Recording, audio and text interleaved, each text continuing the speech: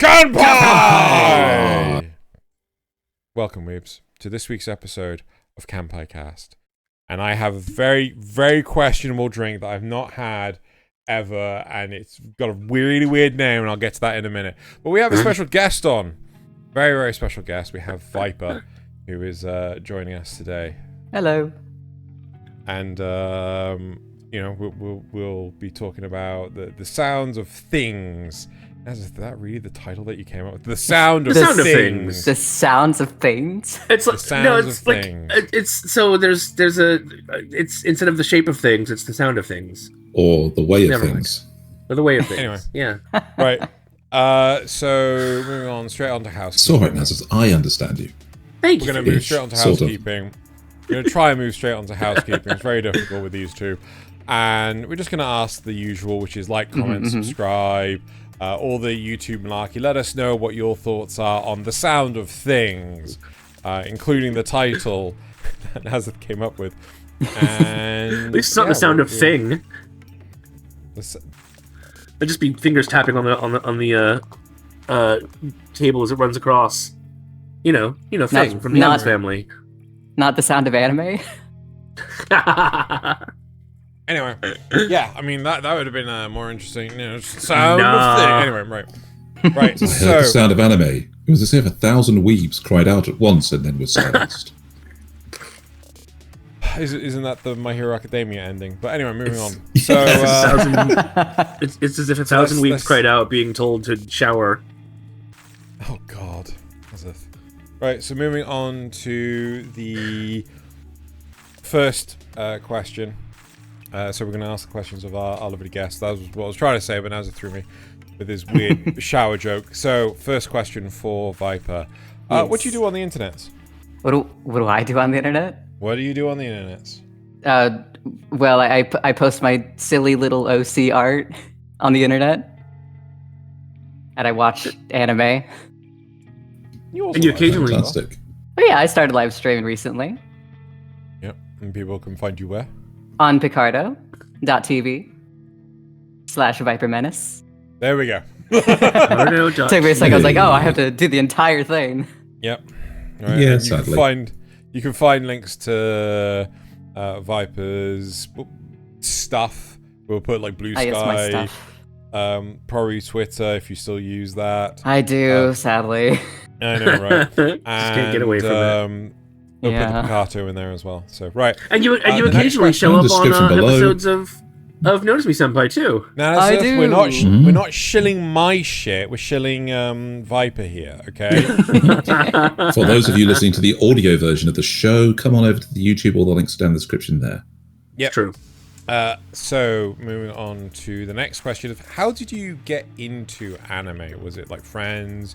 Did you discover it yourself? Did you get some really weird advert on TV and you were like, what the fuck is that? I got into anime when I believe I was 7 when I catched my brother watching Dragon Ball Z and I was so curious.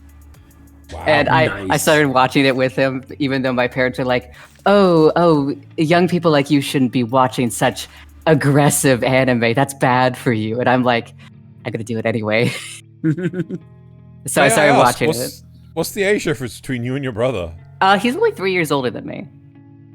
What the fuck? Yeah, I mean, when you grow up as a young lass, they're like, oh, you shouldn't watch something so evil, and it's that kind of family life growing up. And then I also watched Shugo Shara. Bias. Shugo Shara? Yes, Shugo Shara. It was my first magical girl anime. Really now? Never heard of it. It's a show. It's a show, and you can watch it. I mean, like, it's really long. Okay. On a scale of Sailor Moon to gushing over magical girls. Oh, ew. Where what? Oh, go on. Well, where is Shugo Shara? It's kind of Sailor Moon. There we go. Right. Okay. So it's the wholesome end. Right. Okay. Yeah. Main girl has like several different outfits. So then is it safe to say that Dragon Ball Z is also your first anime? Yeah, I would say that. That right? That's good. But the next question is, what's your favorite anime? Oh, that's easy. Natsume Eugene show. Tell us a little bit about that, could you? So Is that the Natsume? Yes. Is that the Natsume's Book of Friends one? Yes. Yes. It is. So that manga's been out for a few decades, and the anime released, I believe, in 2008 or 2011. It was one of those. I started watching it when I was 14, and I'm nearly 30. But it's basically about a young boy who can see yokai and spirits, and no one else really can around him, and he's really ostracized, and he kind of does not have parents, and is accepted into the life of like a strained family and moves to the countryside where there's a bunch of yokai around. And the seasons just kind of progress with him like gaining friends and blooming into a person and opening up and accepting like his powers and stuff. And it's really touching, and I love him so much. I'm just so happy to see him in the 7th season that's coming out in a few days. Nice. Yeah, so it first started airing in July of 2008. Oh yeah, 2008, I was right. Wow. Yeah, it's been out for a really long time. Has a really small fandom. But it sounds like it's worth it. Oh yes. Next question is, what's an unpopular anime opinion you have? Oh, an unpopular one? Mm-hmm. Oh god. I usually just like keep to myself with anime. I don't really have my opinions about things. Time to ostracize the audience. It could be like, you know, Demon Slayer's mid. It could be One Piece is too long. It could. I mean, I'm always a JoJo hater. Oh my. Ooh. I can't stand that show. Well, it was very nice to have you on this episode.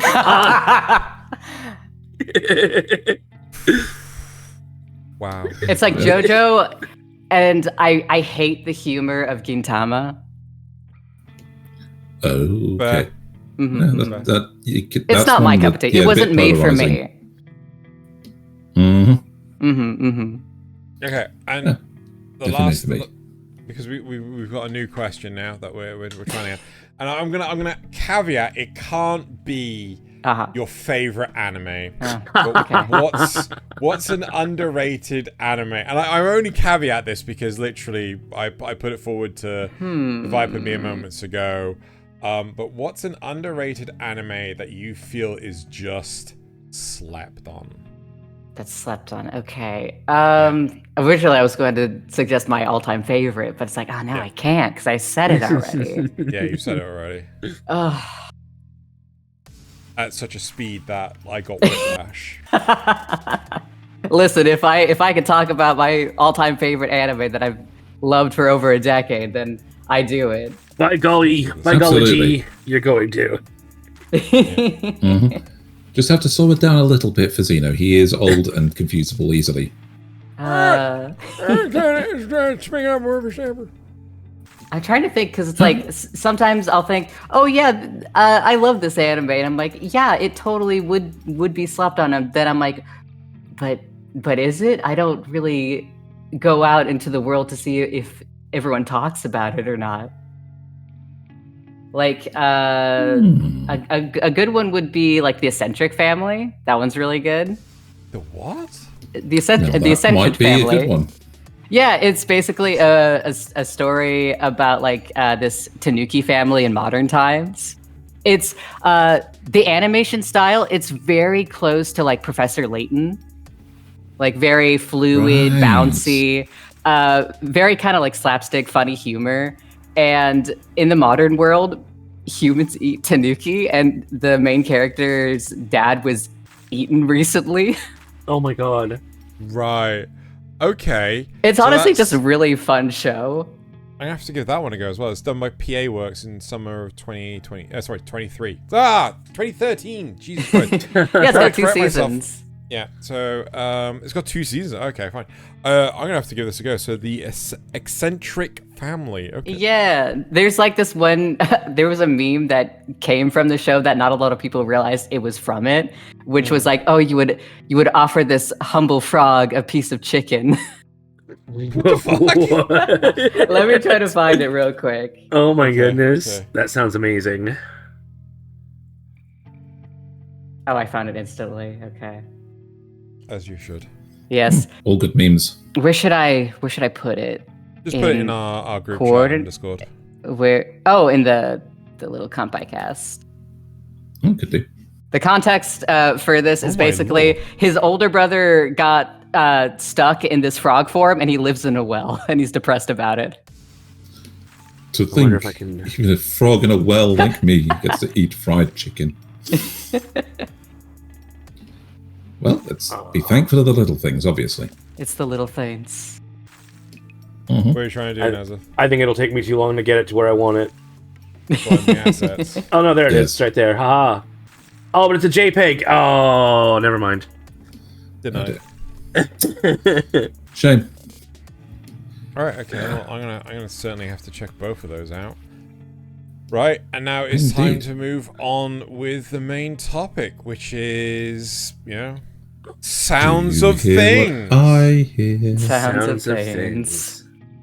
Right. Okay. Who wants to pioneer this topic? Because, I will fully admit I'm quite lost with this. You're lost. Lost. Lost, not los. So, I want to say the first thing we should go when it's the sound of things in anime, we have to go with musical design. Oh, yes. For Because sure. there is something about the Japanese production that can make classical music better than the continent that invented it. But let's speak about something a little bit more modern. Like, we can go for the ones created by some very good music people with Cowboy Bebop and Samurai Champloo. Which one would you rather? Well, if no one else has a preference on that, I would say Cowboy Bebop. And it's not at all because I've been watching videos this past week where like old composers and musicians and stuff have been reacting to Tank. No, definitely not. No. Definitely couldn't be because of that. I would say Cowboy Bebop as well. Every single one of them has been like astounded at the complexity and style just in Tank. If you go into the official soundtrack for the show, because they only used clips out of the different songs that they actually went and got for this show, the actual soundtrack is something like 108 songs long. Sounds about right. For the season, and it is always something so powerfully thematic. There's everything from you take the one silly episode where they had a rival bounty hunter who was themed like a cowboy, and so they wanted American themed music, and genuinely they go out and you can hear the Japanese origin. The guitars and everything in there are definitely played by Japanese artists, because there is a certain way that is popular there at the time compared to American. But at the same time, it is genuinely the most thematic cowboy music you've ever heard. Just for whenever he's on the screen. And I think they actually wrote 3 different songs for it. They got, acquired 3 different songs for the show, just to have a different feel for the same cowboy in different settings. So when he was, like fighting against Spike versus when he was doing his I am the best cowboy bounty hunter, you shall never defeat me kind of grandstanding. So it was the sound design from Cowboy Bebop is immensely in depth. I just remember, like, anytime you end up with a chase scene, there's always some good music playing. And then obviously, of course, there's the final fight with Vicious. Like, that whole thing is scored perfectly. And I think it's the movie where they're doing all the really fancy space maneuvers and stuff. It's another chase scene, but and that one is again just scored beautifully. Like, this show really knew how to use its music. Can you think of any other good sound effects in it, though? Well, you got the bounty hunter broadcasts. Those always had really good sound, like sounds that made sense for what they were doing. Yep. But another one that genuinely surprised me when I came back to it again, a little older than I was when the first time I watched it, is towards the end of the series, where Spike goes looking for, his old stomping grounds, and goes into the jazz bar, and there's actual jazz musicians playing. And the song in that is actually it's a little bit lounge music, but a lot of slow jazz, and that just hits that theme that they're going for, this jazz bar that is on a slow night, and the musicians are just taking their time with it and enjoying the playing before anything happens. Again, every setting they go into is just pitched tonally right to get a background to it. I think the other thing they do really well is they do sound voids quite well, where they cut the music, cut the sound effects, and just do something in a moment to completely draw the audience in, just create a little absence of any sound, and then bring in the music again to hit the note. So, heck, isn't it in the very first episode, the red-eyed coyote, they chase him out into space, and then they get torn apart by the police force out there, for resisting arrest. And just for that moment, there's almost no sound, and then the lone saxophone kicks in to give it a little bit of tone before the rest of the sound effects come in and the full scene kind of restarts. It's very powerfully done. Yeah, if there's an anime that knows how to use sound right, definitely Cowboy Bebop. The thing I also point out is Ein. They did a very good corgi. Yeah, but that's easy. You just get, recorded dog sounds. Yes, a small dog. But they did him, it was very well. They didn't do him too yappy. Yeah. Corgi noises in general, and corgi whines, corgi barks, corgi growls, used appropriately, including a genuine scene with corgi hiccups. Corgi hiccups? After he eats the mushrooms and gets high and starts hiccuping his way down the street. Yep. Oh, he literally that bounces. Yeah, all 4 paw bounce. It's just, I don't know how you record a dog hiccuping, but they did it very well. I mean, you compare that to Samurai Champloo as a show. And see, I never watched Samurai Champloo, so I didn't either. It's going to have to be you and Xeno on this one. Mm-hmm. Did you, Xeno? Mm-hmm. What did you think about the sound in that, though? So I felt that the sound effects in Samurai Champloo was really good. Some of the stuff that really stood out to me was especially when the katana were clashing against each other. But of all the things, Mugen's sandals, yes, just like scraping against the dirt. Yeah, just as he was walking, like it was so impactful. Are they some of those traditional platform ones where they've got like the getters, but they're actually metal shod getters. So it's right. So he actually deflects sword blows with them. What Thaylien is describing, for anyone that didn't understand what he just said, is it's the underneath is lined with metal. Because I had no idea what word you just used, but I know what you're trying to describe. Okay. Shod is the typical term for when a footwear of any kind is lined with something. So right. Your shoes are shod with a rubber sole. Yeah. Horses are shod with horseshoes. And horses, exactly. So the traditional wooden sandals with the 2 simple grips across, but in between those is metal as a plate that's just kind of screwed onto them or nailed on. And that's really clever because of the way he fights, which is very much a breakdancing style. And But he you actually can hear... catches swords on his... Yes. It catches swords on his feet, and that's a surprising bit of sound effect when you actually use it. Because there's even one, I don't think in the early episodes, where he catches a sword with his foot, but it actually is at the wrong angle, and it actually splits the wood a little bit. It actually goes like between his toes slightly.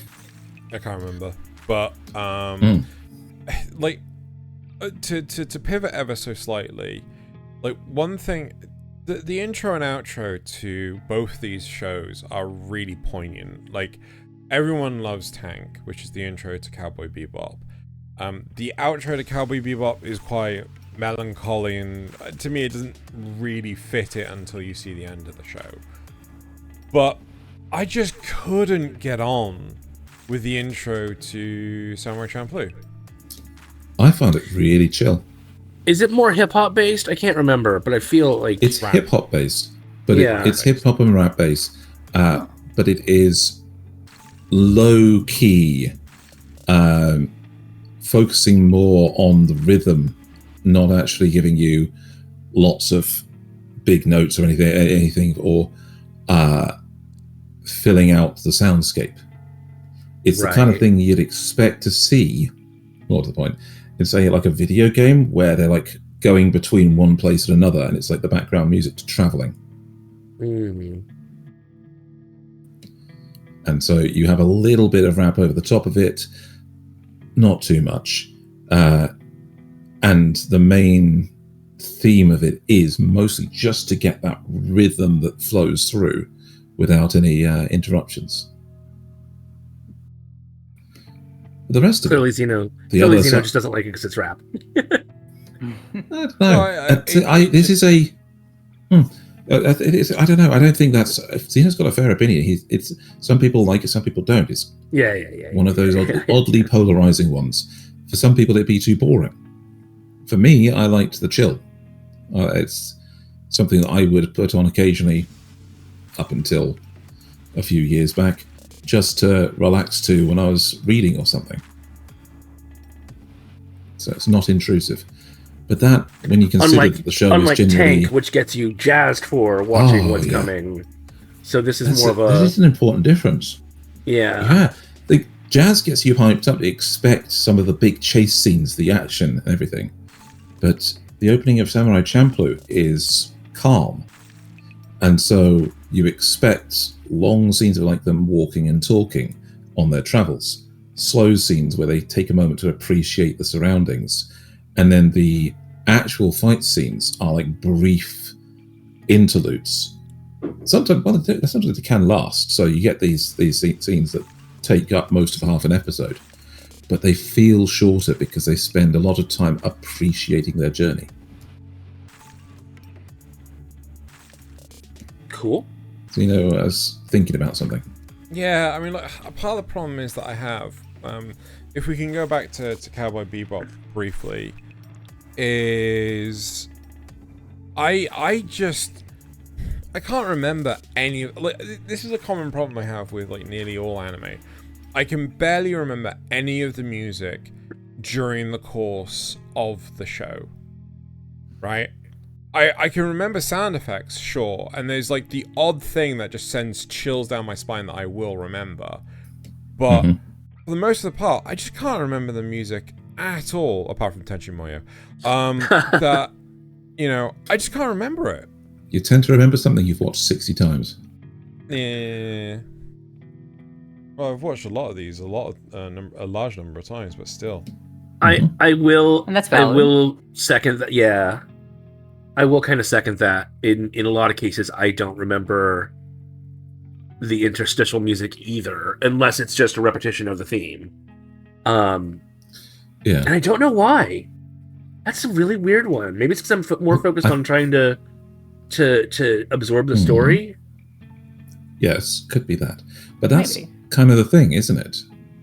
I mean, Viper, would you agree that really good music in scenes is the kind that adds to the mood without intruding on it?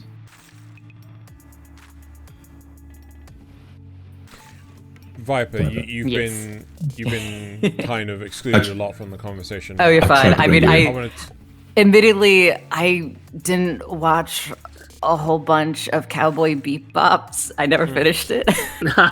Oh, we can take this in another direction to something you have watched. Yeah. Let's pivot off this to because those two are really obvious ones. Yeah, I mean, I definitely agree with you, Thaylien, about how music can really carry a scene. It's very prominent in Violet Evergarden. Okay, let's pivot to that and tell us about it. Yes, well, have any of you guys watched Violet Evergarden? Unfortunately, no. In that season, I had to start watching other things. It's on our watch list, though. For me, Zeno, and Laws tend to watch anime sometimes, and it is on our watch list to get to very soon. Surprisingly, was produced on Netflix. You would think Netflix would not have good anime, but surprisingly, Violet Evergarden takes the cake. Like, Violet Evergarden, they really shine with their animation, the story, the music, the sound effects are very subtle, but it feels like it fits into the story and the world around it. And they are really good with basically Violet's her metal prosthetic arms, with the way the gizmos and the metal bits, the clanks ever so subtle animation, and her sounds are really, really good. But the music is just so beautiful in the show, the way it carries the scenes, especially I had rewatched one of my favorite episodes just before this, which was episode 7. It's basically about Violet going to write for a playwright, and she helps him with the final scene, which is like how she has to cross across this lake, and you can hear the classical music swell as she takes off, and it sounds almost like she's grown wings as she flies across this lake. And then she lands on this little leaf, and it's almost like, instead of like a water sound effect, you hear like a bit of a shimmer and a magical effect, like she's creating a magic experience for the playwright. And he's just bursting into tears because he was writing this story for his daughter. And it's just, the music in the show, how they incorporate it, it makes me emotional. And I do cry in a lot of the episodes. It's a very, very good show. Music can definitely enhance like strong emotions like that, I find, for sure. It's like an appreciation thing. Even if it's not you seeing something go right for somebody else is a very emotional thing. Yeah. I mean, hell, that's why most of the world watches sports. Seeing things go right for sportsmen is vicariously entertaining. But when you've got something that really brings it up with the emotional music, with a story build up, and then just the right kind of soundscape to give it more attention. Of course, I sob like a baby in some shows. This is making me think of, we don't actually have it on our list right now, but we do have it in the system. Pluto, when the number 2, whatever his name was, the really tall one in the robe, was learning to play the piano, and like his voice, and the like plinking away at the piano and slowly getting better and better, and then the music playing during his final like act of self-sacrifice. Yes. It combines to just be this beautiful scene. Oh yes, definitely. So that scene, it's important because that's the song that it's unlocking the guy he was helping was. Yes. It's who he was helping to do it, the old songwriter who was struggling with the song. And so the song that he helped write is, he was hearing the guy like mumble it in his sleep, and like that's the song he was trying to learn to play, because he wanted to help this composer. He wanted to be, instead of a machine of war like he used to be, something to create good things. Here, this is the scene for people watching. This is one of the scenes of him trying to play the piano. And yeah, he wanted to put good into the world again, and that's just such a beautiful like section of this show. The other one that it makes me think of is, unless somebody else has one they want to do. Okay, so the other one it makes me think of is Bye Bye Earth, which I talked about just in the last season review. So yes, I'm bringing it up again, but it is really good. Most of the show is very soft. You've got a lot of very gentle music. You've got a lot of focus on the foley work. Like there's an episode where the boy brings some dessert over to the girl's house, and while she's in another room, you know, he ends up realizing that the dessert is so good, he eats a second. He brought 3, and he was going to give the 2 to the girl, but it was so good that he ate the second one, and she didn't know that there were 3. She only thought there were going to be 2. And like they spend a lot of attention on the foley work of like removing the plastic around the edge of it and eating, scooping it out and all that stuff.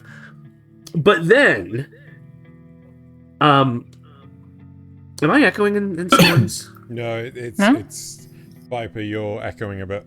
Oh, sorry about that. Sorry. But then they introduced that character. No. So then, so like I said, you've got this very slow, gentle score and everything. But then, at one point, when our main female lead gets kidnapped, right, and he's looking for her, the music just goes crazy. Like it becomes very atonal, very frenzied, very panicked. Yeah, exactly. And the fact that we've gone from this slow show to this super panicky soundtrack is such a sharp change that it puts a lot of power into it. Yep. But they also introduce a couple of characters who sing. One of them being the Swallow lady. No. This is How to Become Ordinary, not Bye Bye Earth. Oh, did I say sorry. Bye Bye Earth? I meant How to Become Earth. Ordinary. You did. Oh, I'm so sorry. I meant How to Become Ordinary. Oh dear. Right. That's why I was thinking about the characters and things. Yeah. That's Earth. Professionalism. I am so sorry for you having to put up with this, Viper. How will you live it up to me?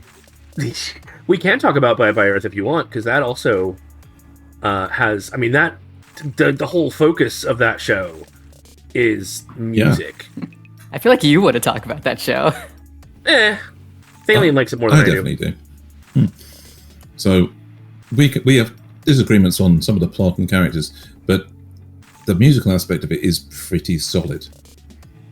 So this is a show where everything is themed around musical terminology, at the very least, where the adventurers in this, the lead fighters, are called soloists, and the rest of it is a ensemble, where they have wars conducted with actual conductors.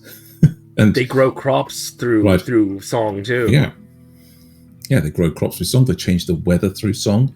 One of the characters they introduce is the princess of this area, who is, when we meet her, going out in the rain for the first time because she sang the rain of mourning, as in grief for the departed, into being. So it was going to last for another day, and so she was allowed to go out in it for the first time, and was very sheltered, so she had no idea that she should have brought an umbrella or something like that.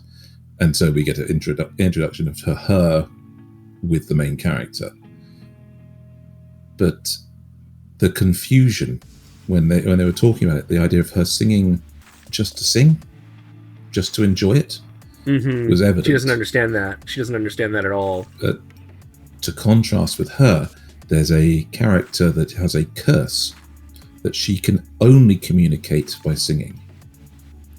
And she puts on performances at a local bar. And so by taking the princess to see this woman, the song... And because she can only communicate through singing, she really puts like everything she's got into it. Like she adores singing because it's how she has her voice. Mm-hmm. And so they show that to the princess, and that gives her a whole new perspective, a new lease on her singing, and she's able to demonstrate it at a later date.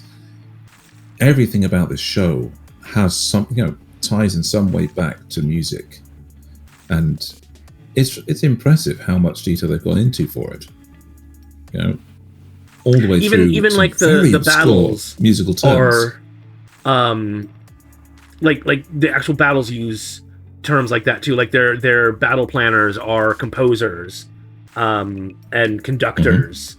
And things like that, or like so the ones that plan are the composers. The ones who are the generals executing it are the conductors, and then of course you've got all your solists. They plan attacks in movements rather than So it's great. So you have the supports coming in as even as choir and everything. It's surprising. Even the so. Our main character is she wants to become a what are they called? Not hermit, not wanderer, but closer to that. Nomad. Nomad, that's the one. And in order to leave the city and become a nomad, she has to display her internal desires via piano. At playing that the is chord. Yes, yeah. And even that is just totally, they're running with this theme of music, and I will give them credit where it's due. They do a great job of it. All of the even the when things start to go bad between her and her boyfriend, who's not her boyfriend, her edgy dog boyfriend. He gets the same test and he can't play a note. The piano he presses the keys, they just thunk. Yeah. As if they don't hit the notes. And that, I've heard that. Okay, I used to have a piano in my grandfather's place that had one key that didn't work. There was a thunk, thunk, thunk, thunk. And we restrung it before selling the piano, and that was an interesting one. But it sounded exactly like it. They genuinely must have gone to a piano and de-hammered it so that they could actually record that thunk of a key with the velvet lining and everything to make it sound like that. So I guess a question to ask Viper, maybe since we've been again monopolizing the conversation, do you think it's too much when they go that hard into it? I mean, I personally, I don't think so, as long as it's seamless into the story. If it works, it works. The old Kanpai Cast trademark slogan, it's good if it's done right. Good if it's done right. Yeah, I will say, I've only seen the first episode of this show, and I had no idea it was music themed. They don't really explain a lot. You have to kind of pick it up as you go. Yeah. Which is good, but bad at the same time. It's interesting because many of the shows these days are very, very samey. They're very, very leaning into a lot of the adventure tropes and the isekais with their video game power fantasy things. Anything to do shortcuts, they don't have to introduce a lot of lore. And they can just get to the bit that's different about them that's supposed to catch the eye. This one, complete new fantasy world with its own fantasy lore, its own fantasy rules, and they don't have enough time to explain all of it before they get into the story. And you just have to pick it up as you go. There's a lot of world building that you just kind of have to run with. Because they're not going to explain it. Would you say the story's pretty good? Young adult. It's very young adult. If you know that genre of writing. I was asking if it was good or not. So it depends on if you like that kind of genre of book. If you like the things that come out of, if you like the things that come out of the Hunger Games or the Maze Runner or similar things like that, then you're not going to be disappointed by this. But if you think that kind of plot is too childish and too contrived around the main character, then you probably wouldn't like it so much. Yeah, I have very mixed feelings on it. So I'd like to take the opportunity to pivot. Okay. So like, what about the topic though? So I I'm no word of a lie. I've been struggling. Like I typically music and stuff like this, unless it's in the forefront of the narrative, like I don't comprehend it. I comprehend it a lot more in video games than I do in anime and things. There's 3 instances of music that's really poignant. One is Nier Automata, but that's because they draw music from the video game and it's designed exceptionally well. The second is the first episode of Mobile Suit Gundam, Wish from Mercury, when they have a clash of sound effects that lead into the chorus of a battle and everything, and again, it's really good. But the one I actually want to talk about is a movie called Sing a Bird of Harmony. Right now, the origin of why I watched this movie stemmed from the fact that I had seen so many times this one clip from this movie where this girl who's wearing, she's in karate gear, she's matched with a guy, is basically leading the guy around in sort of a waltz, kicking his ass, right, while at the same time singing. And right, dance battle. Yeah, so it's really interesting because they're supposed to be doing karate, but she's using it to kind of throw him off, right? Don't pay attention to the martial arts moves. Pay attention to my singing so that I can kick your ear in. No. It's the opposite. It's like, don't pay attention to my singing. Pay attention to my movements, right? Mm-hmm. That's how you're going to get better. The whole premise of the movie is basically there's this new transfer student, and she is obsessed with one of the other students there. She's really informal, like, a really friendly basis with it. But it becomes very apparent very, very quickly that she's actually a machine. She's an AI. And she should not be wandering around. But she is completely obsessed with this high school student. I'm not going to go into too much detail, but one of the things that the AI has learned is that singing can make people feel better. And it relies on the music to do that. And I thought that was actually a really clever touch, basically for the whole situation. There's an anime like that. Who's this one? Oh no, there's a show. Well, I mean, this is a movie, but yeah. Mm-hmm. Yeah. What was that one? Can you remember? It's called. I finished it like a little while ago. I'm going to my little anime list. I've seen so many shows. It was where are you, healer girl anime? It's like, come on, please. Why won't you load? A healer girl anime. Yeah, it's like basically they would perform songs to heal people, either if it was like mental help or if they were physically harmed. Okay. It showed in the first episode a girl healed a kid's like bleeding knee with a song. Interesting. Didn't they do something like that in the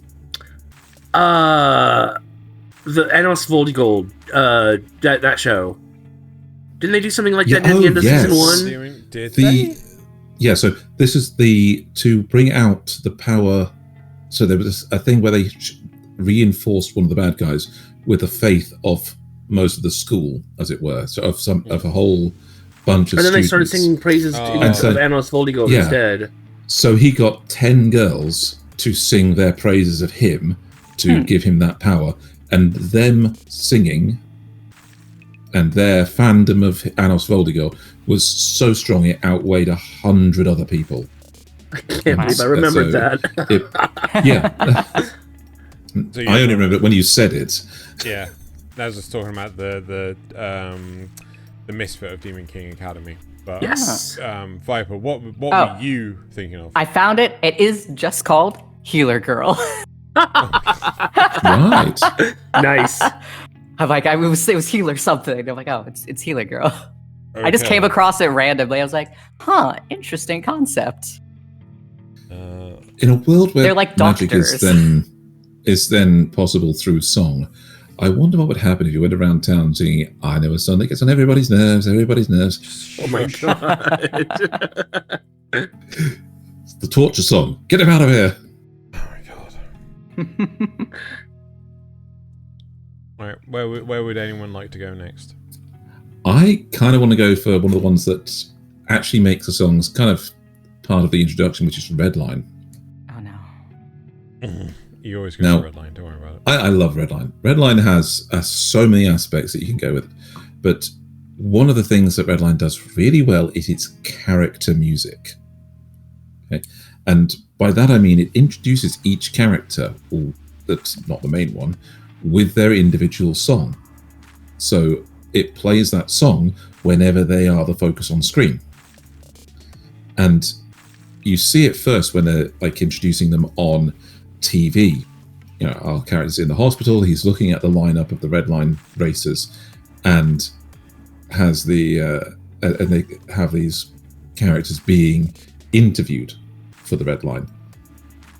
And each one comes with a very small amount of music behind them, usually low volume, but then it becomes more and more prominent. So there's a pair of crime-fighting daredevil type characters called Lynchman and Johnny Boy. They have their own theme song that not only plays when they're racing, but even when they are used as a part of the plot to get them onto the Redline race on Robo World, which is they use them to sabotage the orbital cannons, and so they're going through space to get there, and it's just that Lynchman, Johnny Boy, as they're just floating through space to just introduce the scene, show it's them. It's really well done. Plus, the actual intro song, the Yellow Line song, is genuinely iconic. Once you've heard it a few times, it doesn't go out of your head. It comes back just at random moments. I will admit, even though I hate Redline, the sound effects in that movie are very, very well done. I'm sorry, I don't think we can be friends anymore. So this is now why we're super friends. So why don't you particularly like Redline out of interest? Well, my friend had really loved the movie and I hadn't seen it before, so I started watching it with them. And to me, it was just too much visual noise, just in my personal opinion. There was a lot going on that I couldn't really focus on, and it was just overstimulating just to me. And I was like, every time I was watching, I was like, when is it over? I want it to end, please. Okay, so visual stimulation is definitely one of the things that could put people off of this. I like it because it's one of those movies that you have to watch a couple of times to see all the different plot lines, because there's multiple things going on. When you first watch through, you're watching it as, you know, almost as the main character, just like reacting to everything that's going on and not putting the different parts together. You know, like, oh, and now this giant monster's here, and oh, now the end of the track's being created by a giant spaceship coming up out of the ground. Okay, this just happening. And it's you pick up later the ongoing love story between our main character and Sonoshi, where it turns out that she inspired him in one of the flashbacks to get out on the racetrack and actually go for it, because of the effort she put in while he was watching her, and of course the challenge. And it's kind of like just knowing that suddenly makes all of his interactions with her make way more sense, that he's known her for that long, even if she doesn't remember him. There's the ongoing thing about the steam light, which is that super nitro that they have, being a rare resource and providing almost a destiny effect to people that use it and can withstand its power. Then there's the ongoing political thing with Robo World creating bioweapons and being revealed to massive TV audiences around the world by this other group that's organized the Redline specifically to provoke them into revealing their military secrets. There's so much going on. You're right, there's a lot of visual clutter, but impeccably done with the audio. Oh yes, absolutely. I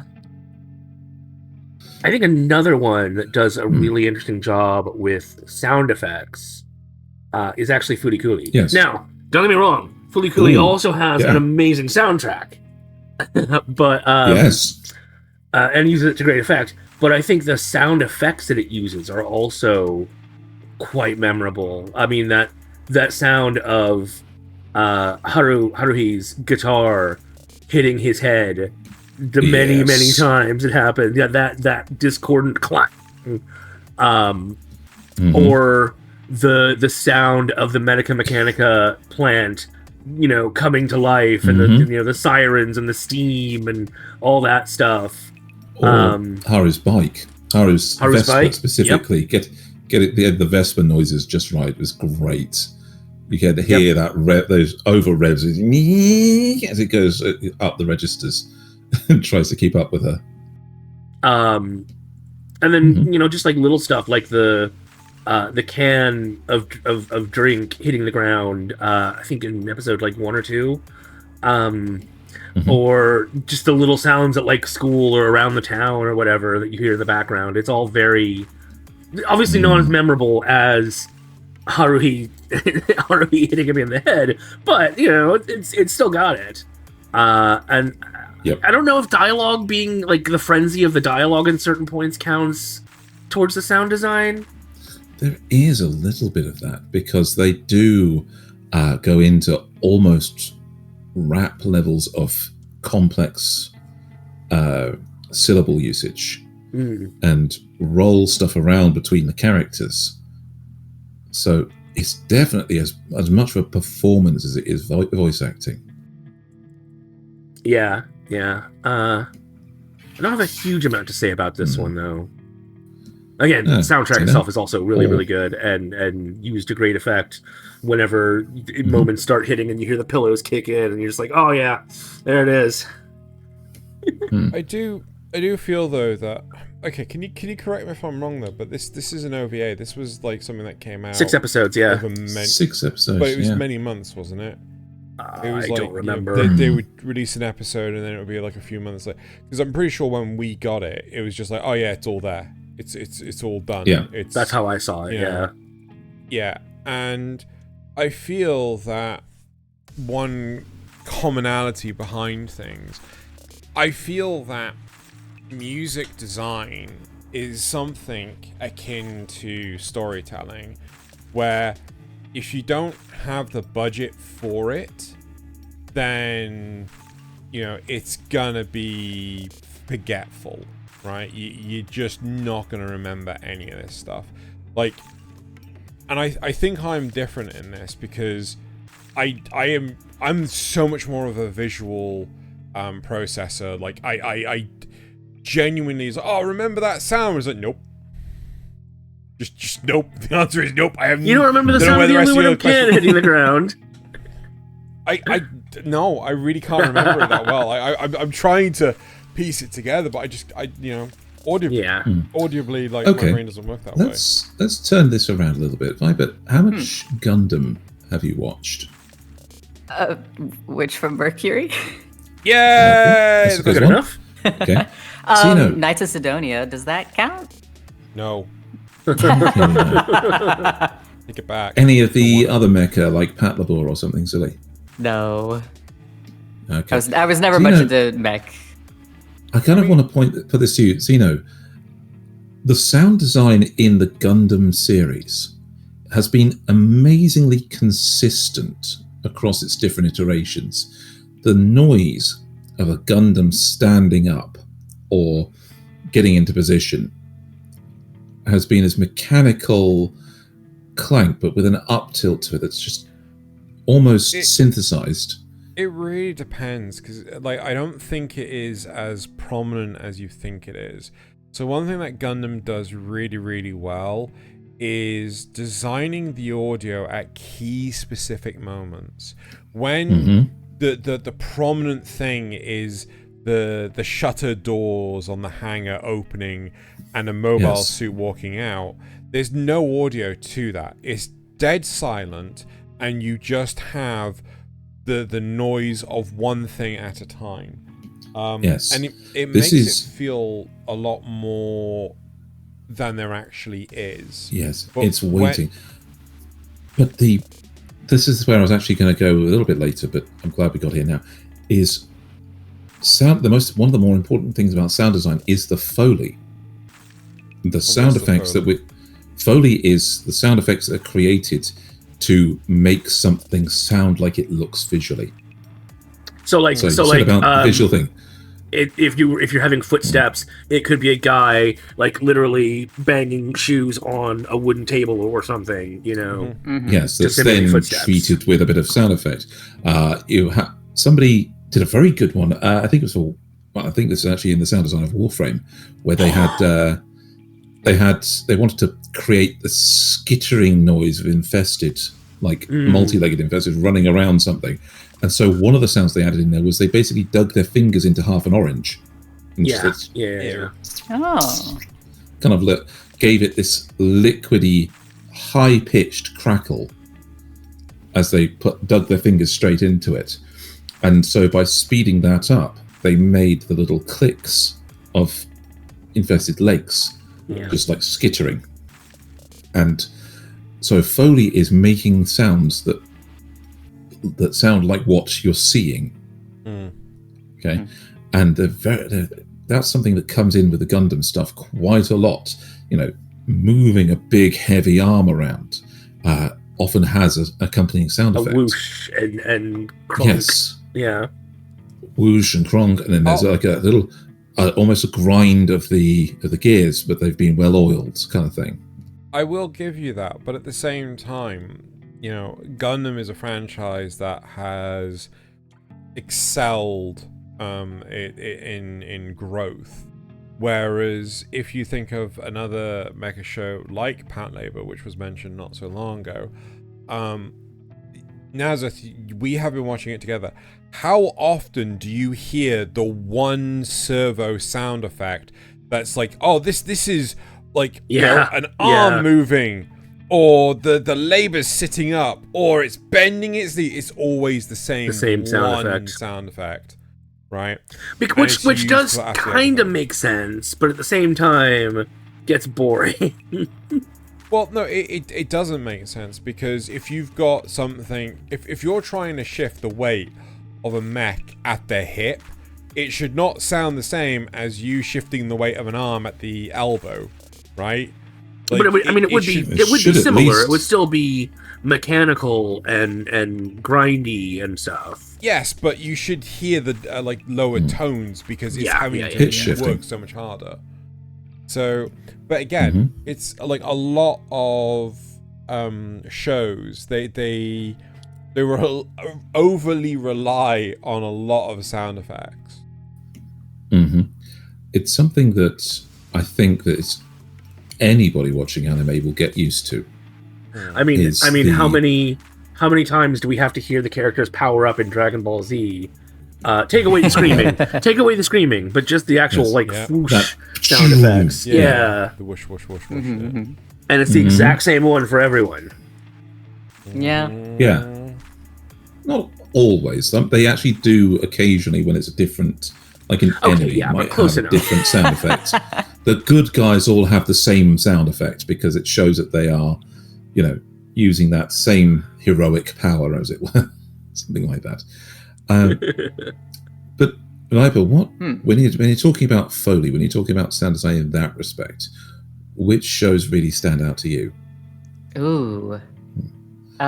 Which shows? I'm gonna look at our list so that way we can go through that. Doesn't have I to would just say be from our list, but definitely not Berserk. Can I? Berserk's one of the worst. Can I pivot? Why was Berserk even added to this list? Oh, because like the original idea for this was like can sound effects like make or break a show, and talking about like shows with really really bad sound effects, and Berserk was like the very first one I thought of, which was their sword sound effects. Yes. 2016. I've never heard The little puppet one. The little puppet one. The Berserk. It's because I will forever remember just him walking away, but it was just on a puppet, so he's just bouncing up and down away from the camera. You saw that one recently, Xeno, yeah. It's so bad. Yeah, it was in one of our Notice Me Senpais. I'll have to go back and look now. Okay. This one right here. Yeah, that one. Yeah. Oh my lord. Yes. Yeah. It's such a bad show, and Yeah. and it's also Honestly. like if there's a show that has really bad sound effects but the story's good, would you still watch it even though it's not the greatest to listen to? Yeah, there was a few, I'm sure. See, I was tempted because I actually oddly enjoyed the first season of what's that one with the magic one that Xeno hates because of the voice actor Asta. Oh, Black Clover. Black Clover. I actually enjoyed the first couple of seasons of that, even though they're shown in silliness. But Xeno can't stand the voice actor for Asta. He is so grating. And I find him grating as well, just not to the point of not wanting to watch it. The same thing happens with Goku's voice. Xeno can't stand it. Goku's original Japanese voice. Yeah. But I have no problem with it. I can tolerate it more than Asta's. But, like, yeah, there's... I mean, there are some voices that are like, sweet leather to the face, right? It's just like, They're like the equivalent of Markiplier in Japan, Well, no, it's I can't remember his name. Is it Kendro something or another? Shit, what was his name? He plays Nanami from Jujutsu Kaisen. Yeah.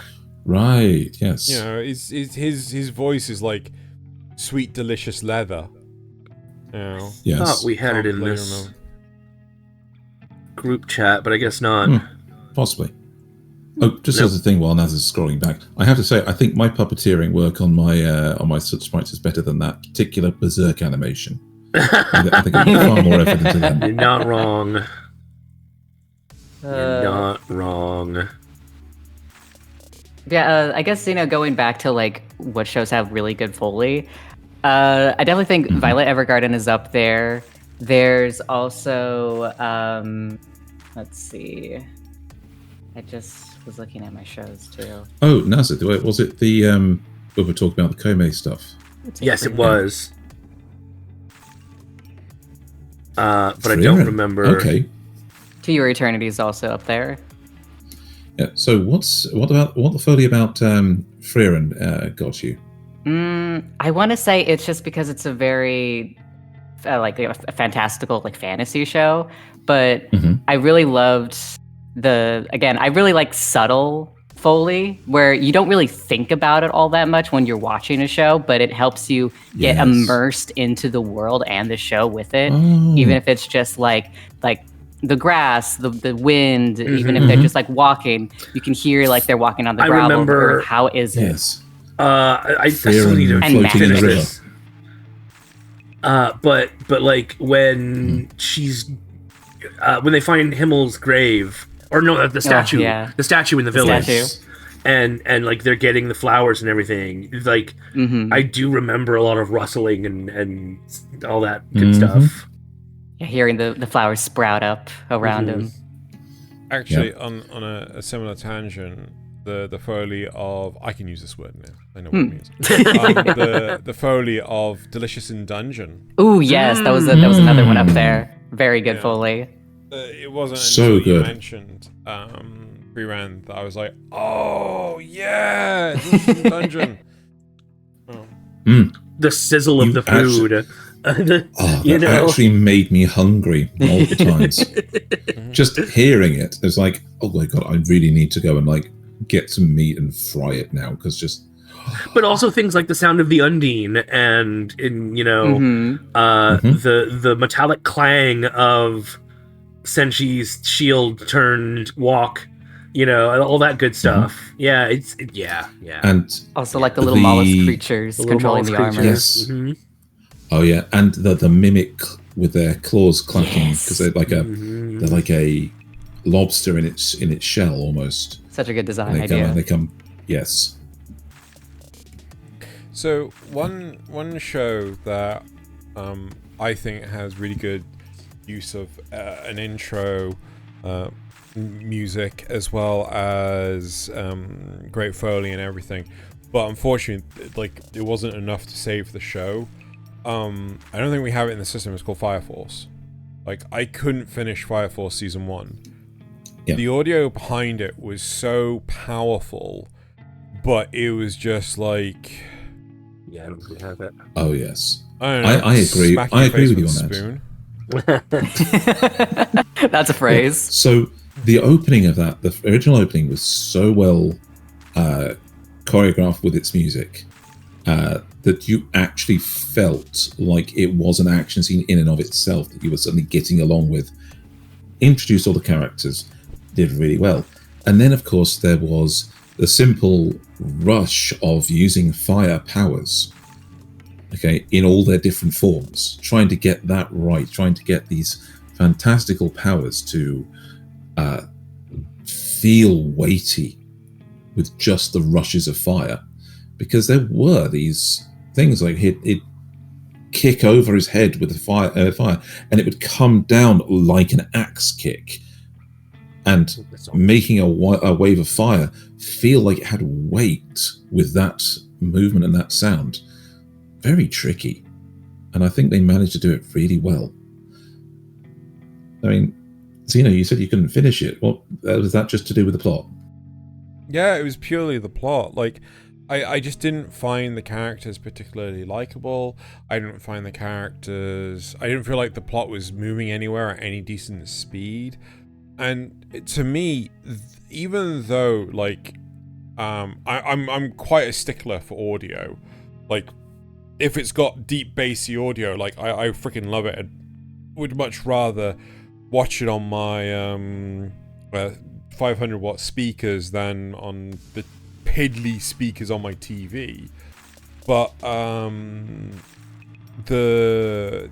don't think it's nearly enough to actually salvage any show for me. Like, it's similar to, like, if you've got absolutely stunning audio but the animation is utter arse, I still wouldn't watch it. And if the animation's great, but you have a Mike Saunders in there, then you also can't watch it. Oh my god! I don't know. I'm looking through our shows. Mike Saunders. That sounds easy. dirty. The weakest Tamer one. That's up there. Oh yeah, I was looking for one that's bad but has good sound design. But we can talk about weakest Tamer. Yeah. So I had tried out Weakest Tamer just when it was it came out during a season, and I wanted something to just try out. And the first episode, it is so jarring. You get hit immediately with like poorly mixed audio sound effects with the grass sound effects, and not to mention it's like slightly an isekai where the kid is reborn into this world, and they talk to their past life. However, you don't hear the other past life. All you hear is this dumb, really loud chime sound effect, and it's so jarring and horrible on the ears. But I was just so curious about the stupid story. I was like, okay, I will sit through this terrible audio and see where this goes. And finally, there was an arc where I was going, okay, all right, I'm interested. Keep going. I'll accept this terrible audio for this show. I'm intrigued because I ended up binge watching The Weakest Tamer begins. Was it? Yeah, The Weakest Tamer begins her journey. Picking up trash, I think is the title. Yeah. And I quite enjoyed this. I watched it dubbed. Right? Oh, you watched the dubbed? I watched the dub. The dub was actually pretty damn decent. Like nice. Actually, this is one thing that really puts me off with a lot of shows. It's when the younger characters, the voices that they pick are just nowhere near the right age. Right? Yeah, right. You know, this is a 9-year-old. Why do they sound 16? Right? This is wrong. Right? That to me is super jarring when the voice doesn't match the physique, right? But I didn't have an issue with the audio effects with Weakest Tamer. Yeah. See, I used to do editing, so it would be Xeno, really obvious to me. yes. That thing from Xeno is exactly why I do Notice Me Senpai as a tiny, small soot sprite. Because nobody expects a soot sprite to sound like me. No. But you're not the only one that does the soot sprite. I know, but it's why I picked it and why I gave it to you as one of the ones to include on the show in the first place. I suppose. But yeah, so just trying to think where to go from here. Yeah, interesting story, right? Yeah, I mean, it is, like, I did enjoy the story, like, but yeah, the sound effects just weren't enough to really sell it. I think the problem for me is, or why I'm struggling to engage with this topic so much, is because I don't have an issue with sound effects. I have an issue with people's voices. Right? You know, okay. like I can hear past like so many different things, but the second you have cheese grater voice, right? I'm just like, nope. I'm like, I can watch Goku. I'm not a huge fan of Goku in because Goku's voice is the same as Gohan's voice in Dragon Ball Z. Yes. Or at least older Gohan. I can't remember if it was... Anyway, this is besides the point. I watched the Dragon Ball Super movie subtitled, and Gohan's in it, and like I didn't have any issue with that, right? But Asta was just like, oh my god, just fucking garrot me now. Okay, so what I would like to... I'd like to preface this. So it's something I don't think I've told you guys before. I have synesthesia. Huh. Yeah. Oh, really? Yes. Which is... Yes, you have said that. You haven't Okay, actually I've told said me that. No.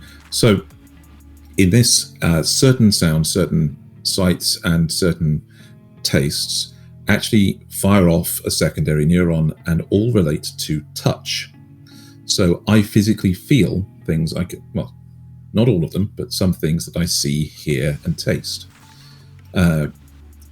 So what I like bringing up is that the early recordings of what's his name, James Taylor, the singer and songwriter, his voice in those original recordings sounds like somebody brushing their thumb gently across the back of my hand, which is why I've always liked him. Interesting. It gives me that. So it's a oddly comforting sound because it feels like somebody being gentle.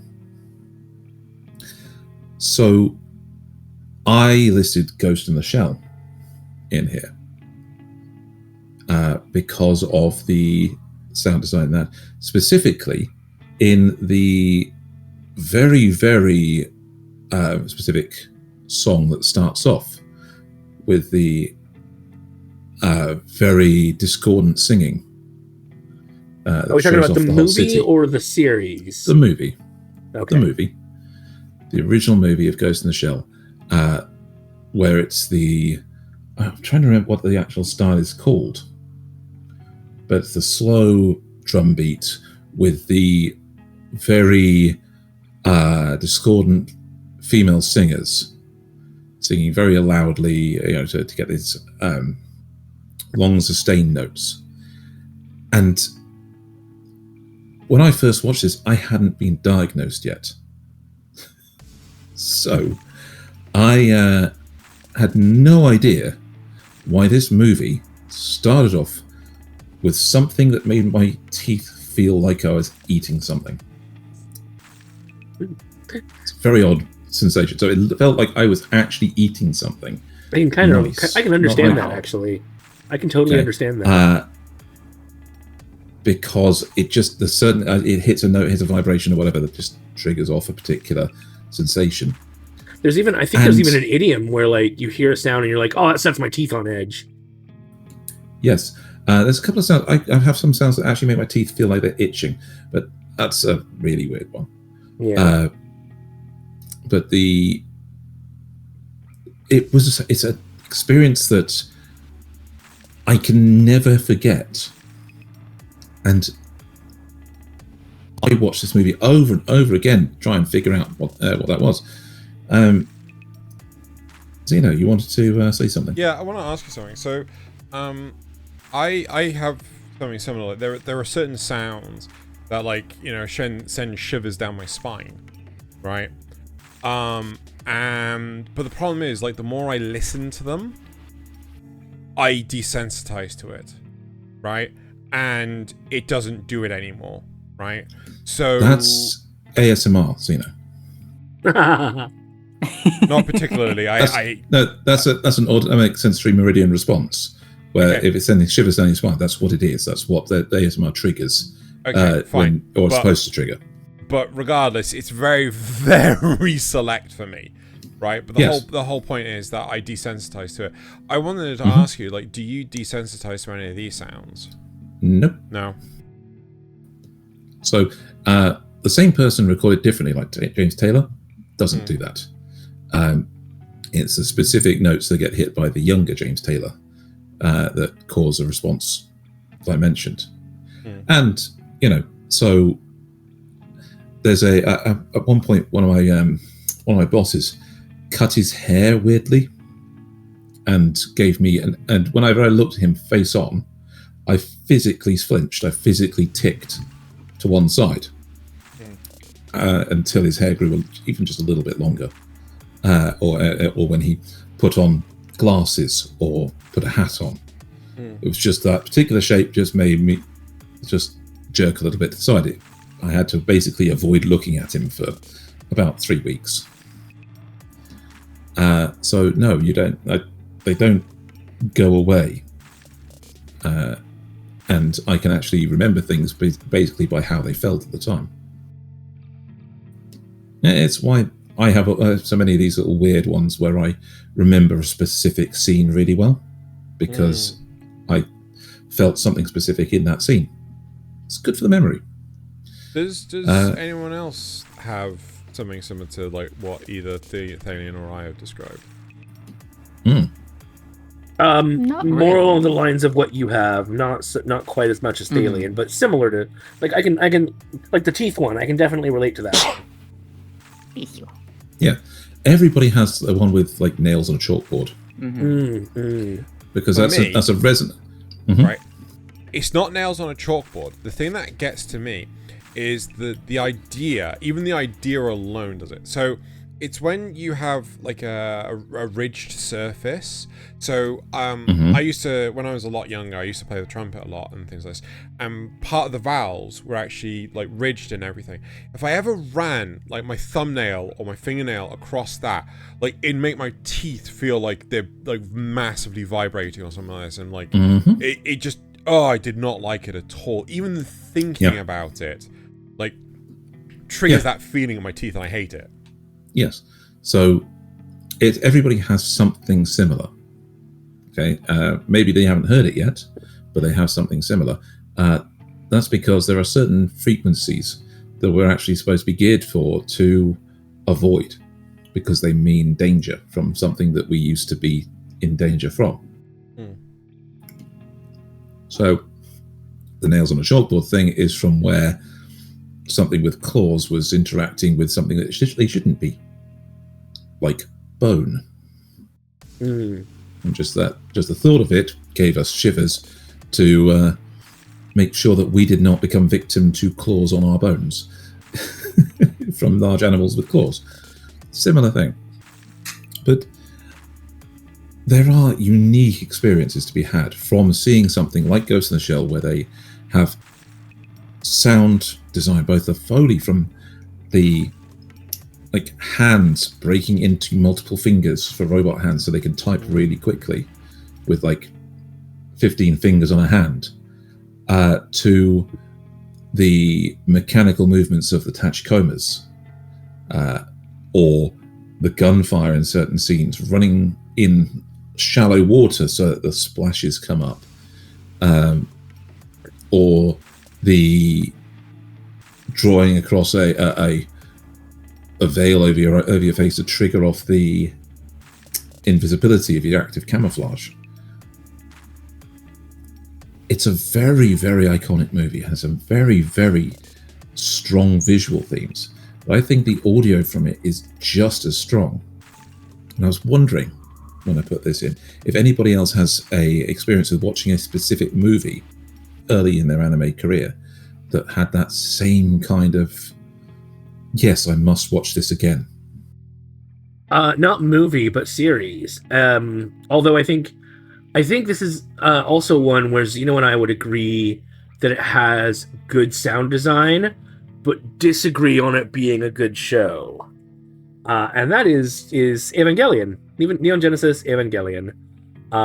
Lots of very unique sound designs for the Evas and the Angels.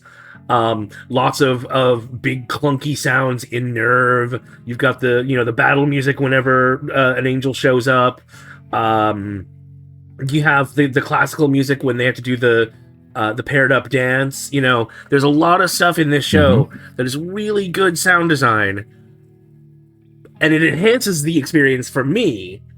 And again, the sound of the Evangelion going berserk and yelling, that moment is one of those that's like, oh man, I have to watch this again sometime. And yet, again, I don't think it does anything for Sino to enhance the show. Nothing can save the show. No. I agree that it enhances it dramatically. But it's not nowhere enough. near enough to say. Traumatically. Yes. Traumatically. But yes. regardless, I want to pivot the same question to Viper though. Is how do you? Is there anything, as Thaylien said, in your early anime career? There's this one movie. It's called Makia: The Promised Flower.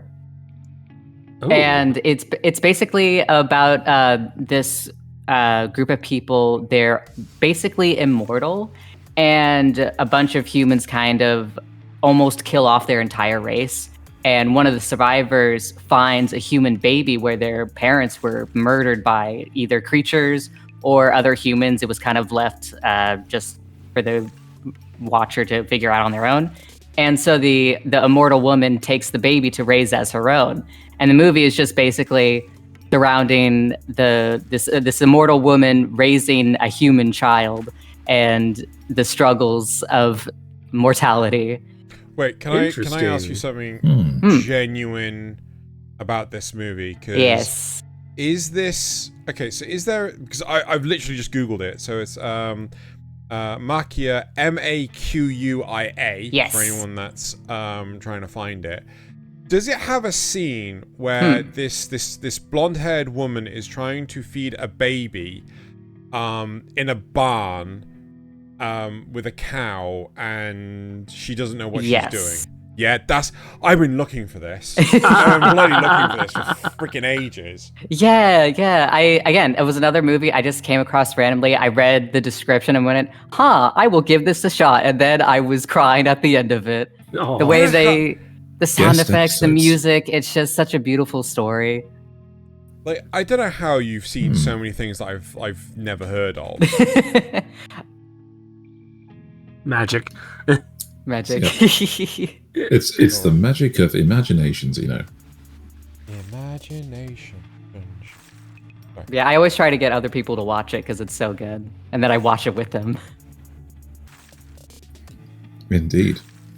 That is the best thing to do, is watch another person watching it. That's why React channels are so famous these days. There's so much React channels going on, because we want other people to see what we've seen and to have their take on it, but also specifically to enjoy it like we did.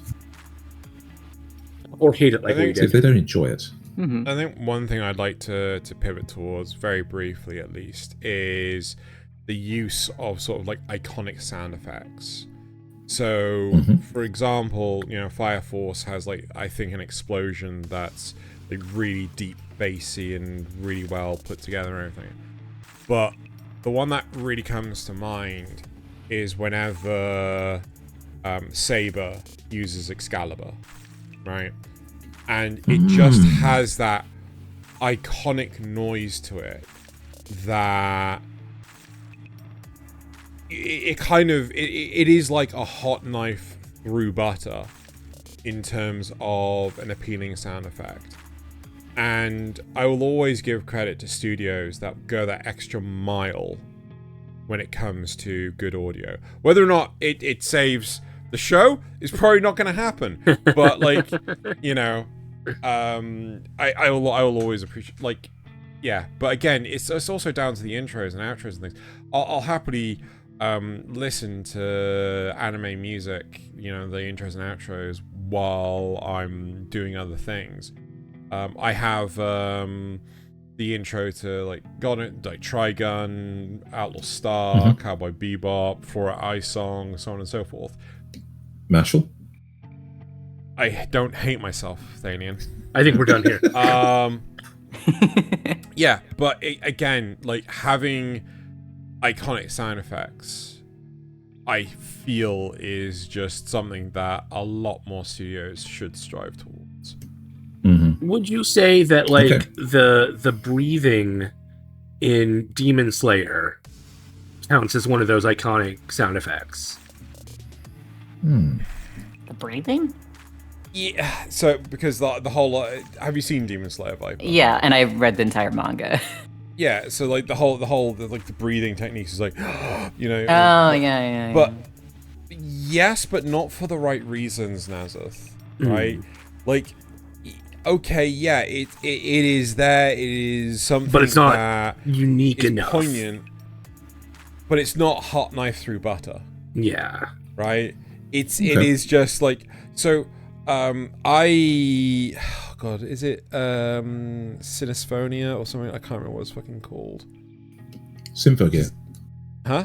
No, not Symphogear. It's the one where you get like a violent response from an audio stimulation.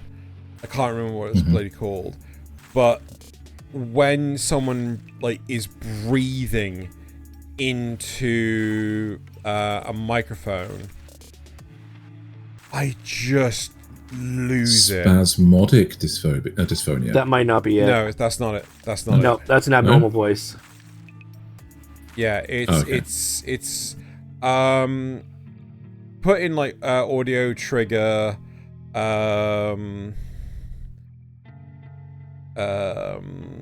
condition. I can't remember. Yeah. Misophonia. Yeah, that's the one. That's the one. So like people get it with different things. So I know people that get it when someone is chewing with their mouth open. Oral sounds like chewing, breathing, slurping, swallowing, throat clearing. Repetitive sounds like tapping or rustling. Oh god, yeah. Windshield wipers. So the thing. Sorry, go ahead. So I'm fine. This is why I don't listen to like YouTube videos or anything with my headphones on, because I will go nuts, right? But if I hear someone breathing in my ears, right, I'm gonna flip, right?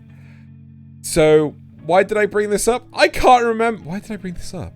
Demon Slayer breathing. From yes. Yeah. Like, so this could readily be one of the negative audio inputs to people. What? Yeah. Sorry, my brain immediately went, if you say somebody breathing in my ear, my brain just immediately went, well, you didn't seem to mind it when I was doing it last night all week. Oh, all week last man. Night. You're being childish. He's being very childish. In your room, breathing in your ear while you're asleep, that kind of thing. Okay, to recover from that, I do want to have a little note on one of the more brave design choices for sound from a shonen show, which is the original Serite arc of Bleach. I knew it was coming. Bleach. Yeah. Okay. So it's not wrong though, because Bleach has a very iconic song for the main character, called Number One, and it plays every time there's an epic moment, and they hammer this home over the course of the first and second season. But towards the end of the second season, the Serite arc, there is a moment where Ichigo has just beaten the big rival that he had on this thing, which is Byakuya Kuchiki, and he's won the fight, and then Aizen, the overarching villain of that whole story, up until the point, comes in, and Ichigo fully powers up, goes Bankai, charges in, his music is playing, and Aizen stops his sword with one finger, and all the power he tried to put into that swing rebounds on him and hurts Ichigo instead. Now, the music stops. No, it doesn't. It's a complete absence. The music stops completely, and all sound effects stop for that 1 second, and then the rush of blood as he's like slashed by his own attack, rebounding back on him. But that music, the song Number One, is never played again in that form. It's only remixed from there on out. There is no case of where that song in that format is ever played in the entire rest of the show. Aizen knocked the fucking theme song out of Ichigo. And that's a really good choice, because the fact that it in terms of musical choice, because it shows that even when he gets his new theme song back, it's different. It's changed him. Getting defeated that badly actually made him stop, and he sat down and thought about his life. It was like Obi-Wan telling that guy with the death sticks to go home and rethink his life. It was a moment where he's actually changed his approach. Even though it doesn't seem very different, it's always going to be slightly different from that point on, because even the theme song has changed.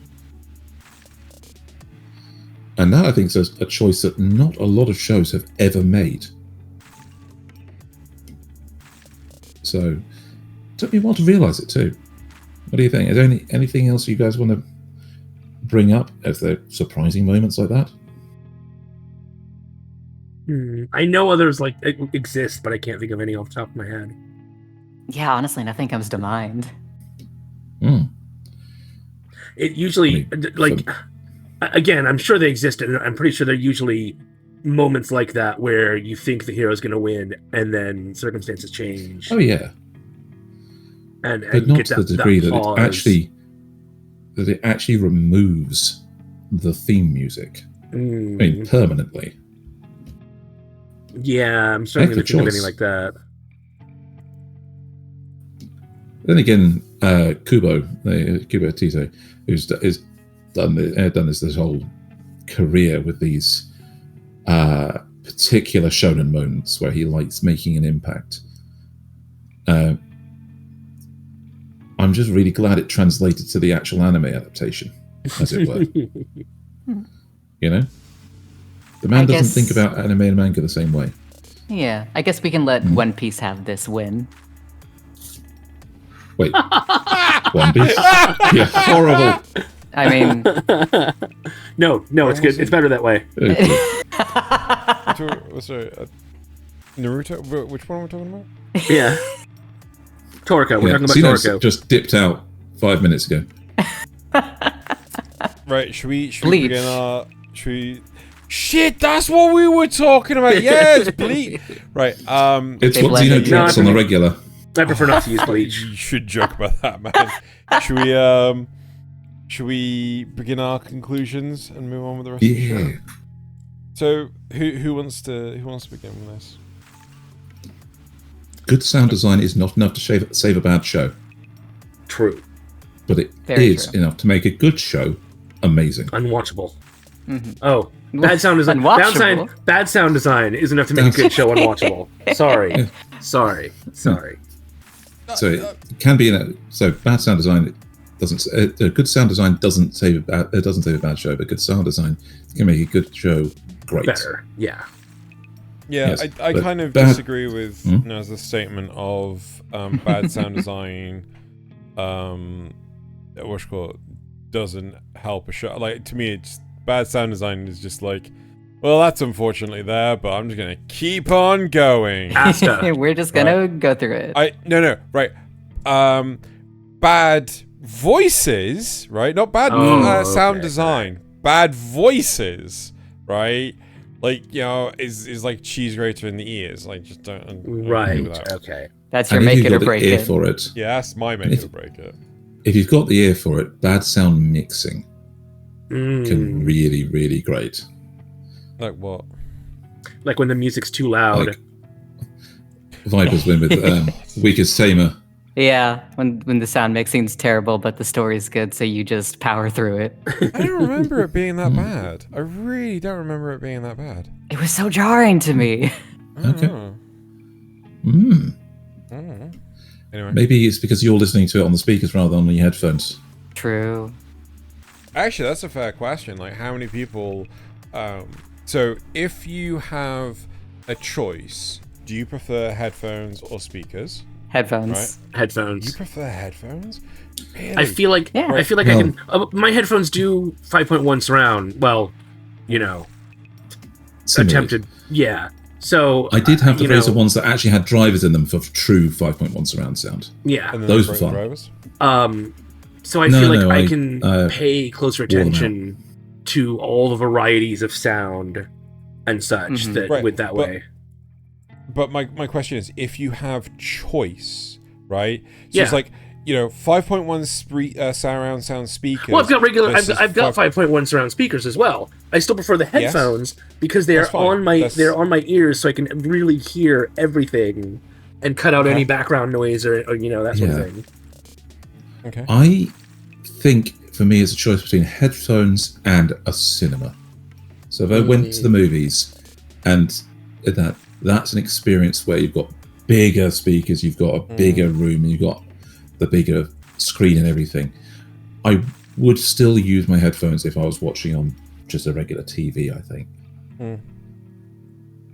You know, but on the PC, on the TV, I listen to headphones because, as I said, it's more intimate. It's more like in the moment, and even if you look away, the sound orientation is still correct for what you're listening to. So you can still hear something go left to right, even if you're looking to the side. Can you not correct that yourself?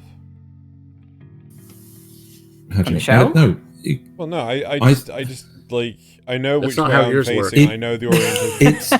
It throws me off a little. It throws me off a little if it's on a screen on a TV, because I'll hear something go in relation to the TV left to right, when I'm supposed to be hearing it go in relation to me left to right. That can actually can take me out of a moment. That's weird. I mean, because I was gonna say, like, you also have to take into consideration if the editors are focusing on the mix to be specifically to be listened to on the headphones, or if they want it to be on surround sound or speakers, because the editing techniques are very different.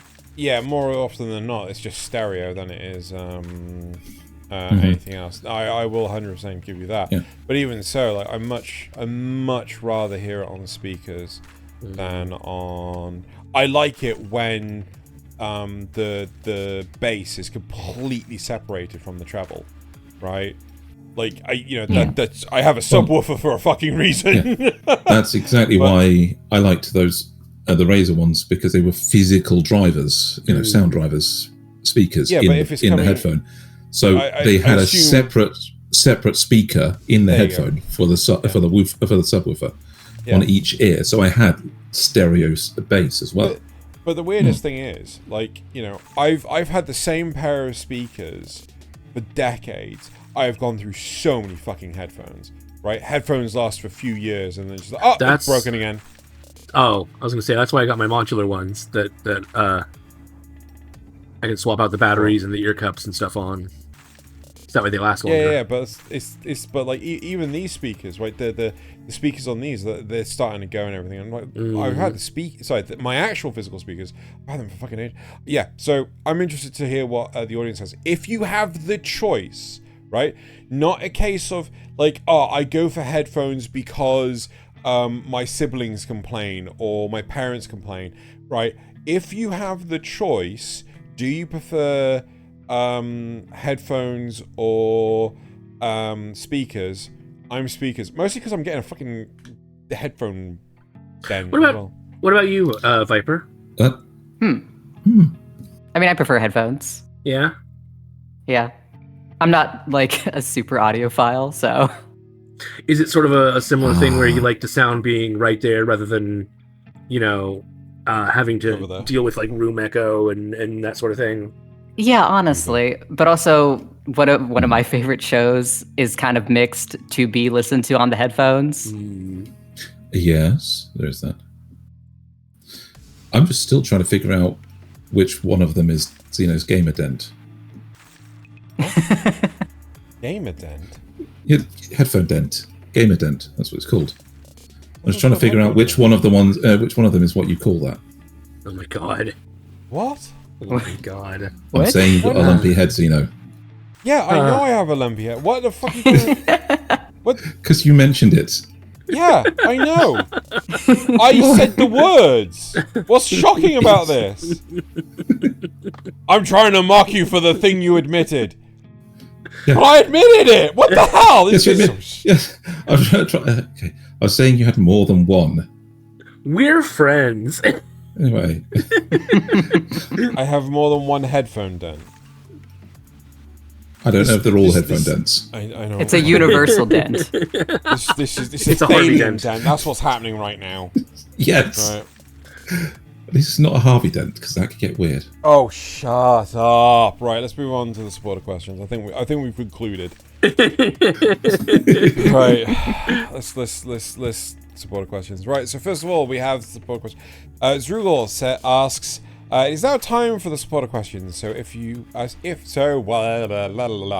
while I'm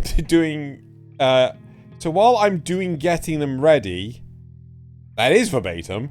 You folks at home can make sure you're subscribed to the channel, like the video, and share it if you can. It really helps. Also, tell us your opinions on things like that. I thought we'd gotten rid of the trend of making it sound like Xeno was having a stroke. If it's back, I'm willing to participate. But anyway, Zrugel asks, if you won a grand prize of $10,000, what would you do with the money? Probably spend it on editors. That's a good one. Yeah, that's a good one. If I won 10,000, I would chip in for that, definitely. But also refresh on my gear and probably go on a holiday. Fair. Invest in NFTs. What about you two? Oh. How dare you? I will disown you as a friend. Can you please? You say this to an artist? Yeah. You're an NFT, Viper. Look, no, right I'm now. not. How dare you? I could right-click you right now and save as. I will burn you down and smite you. You see, Viper, it's funny because I hate That's what Viper's spending the 10k on. No. Nasuth. No, I'm spending mine on jousting training. Hell yeah. Oh, that's really good. Well, it wouldn't be 10k. Right. No, but some of it, obviously. The Riku7 clone that drinks coffee asks, what one weird trick got you into anime? Spite. You say spite? Yes. Yep. Spite got you into... Okay. It is. Well, his name was Larry. Mm-hmm. I'm too confused. Mine, I think, was the inherent exclusivity of it, the sense of superiority that I knew something other people didn't. Because I was in the English countryside and nobody else knew about anime, so I knew something they didn't know. It looked cool. Right. Moving on. Carbon Knight asks, "Am I the question or a meme?" Now, this is a little esoteric. Both. You see, Zerugel accidentally posted some submission viewer submission memes in the supporter question channel, and I was like, Oh. "Are these your supporter questions, or did you mean to?" And so this is Okay. Kind of a response to it. people ran with it. Right.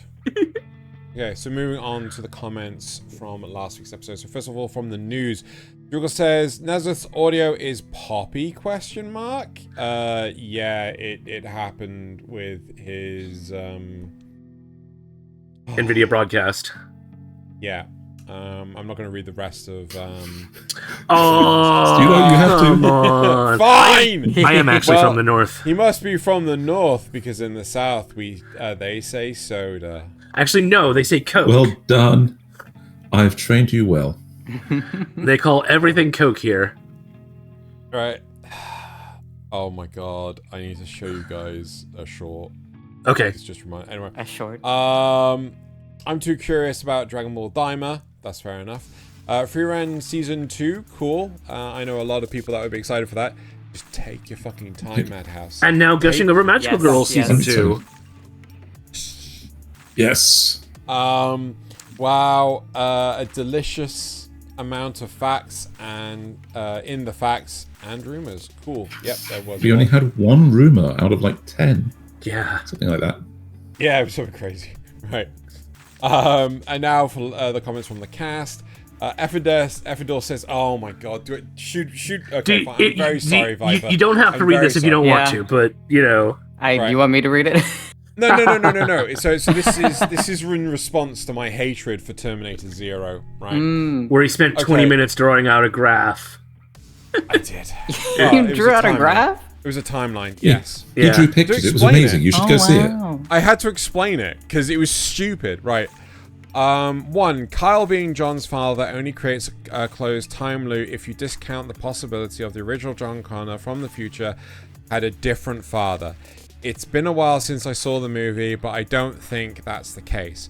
I'm sure the original intention was for a closed loop, but I don't think everything that happens after that discounts the possibility that the OG John Connor had a different father. Technically, yes, that is Again, possible, but... Again, Terminator doesn't give a fuck about paradoxes, right? Two, it wouldn't actually be stupid for Skynet to keep trying time travel even though it doesn't affect their current universe, because the only way to know it won't affect your current universe is to try it and have it fail to do so. Presumably, each new universe that sends a Terminator back to change the past, that would be the first instance of that happening. Right, but here's the small problem. There is no way to measure it, right? Yeah. Because you don't know if the time travel attempt succeeded or failed, right? Not the fact that the Terminator was able to achieve its job, the fact that the Terminator got back there, right? So it's like, there's no way to measure it. It's completely stupid. Assuming that a multiverse exists, of course. Well, Yeah. I mean, How do you even know, if in that situation, how do you even know that time travel worked? You could just be vaporizing somebody for the sake of fun. Exactly. It's just like, Fun. oh, I'm just vaporizing someone. Oh, I'll just keep doing it for shits and giggles. Time travel, that's what it's doing. I'm sending them back in time. I don't remember Malcolm's son sending the Terminator from 2035, so I'll need to rewatch that because that specifically will mess up the entire concept of the show. The show is setting up. Yes, it is when the Terminator is trying to activate the EMP that is in the same building as Kokoro. Kokoro. Yes. And Timmy Oliphant's Terminator can't self-terminate. That's when he explains it. I loved it when the Muppets did a cover of the Kokoro song. Take me to Kokoro. Yep. Zrugel says, I haven't been keeping up with my own shows that I'm meant to watch. I have been reading more manga recently, but nothing that I'd recommend. Nothing bad or not safe for work, but I've started a bunch and dropped most of them. That's fair. Yeah, There's a lot of trash out there.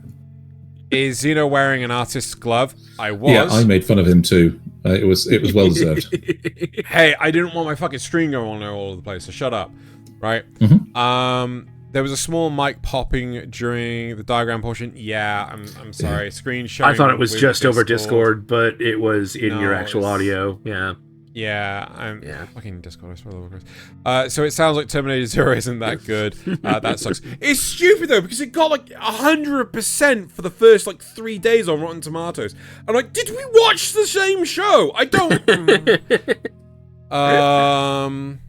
The rest of Zrugel's comments can be summed up with, oh yeah, that show, that's on my watch list. I've totally finished it. Yep.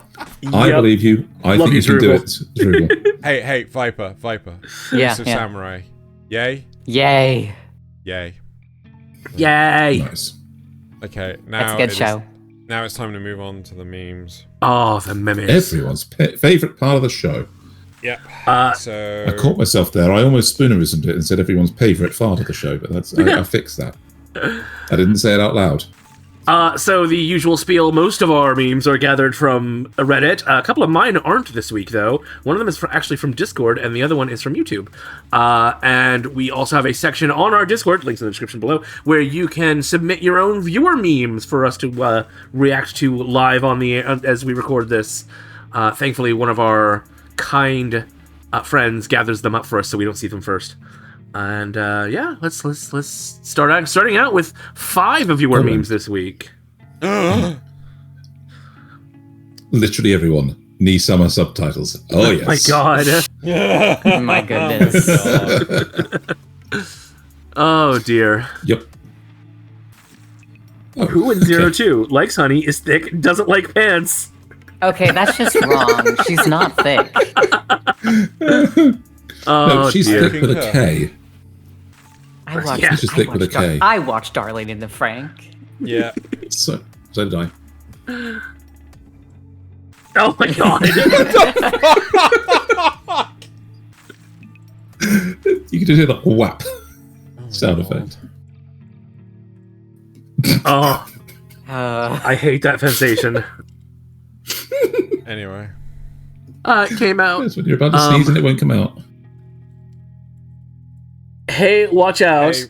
Huh? I think I caught your dad. Return my husband now! Trying to steal my Pokemon, huh? I choose you! Richard Gilmore! Richard! Use quick attack. Oh, God. Oh my God.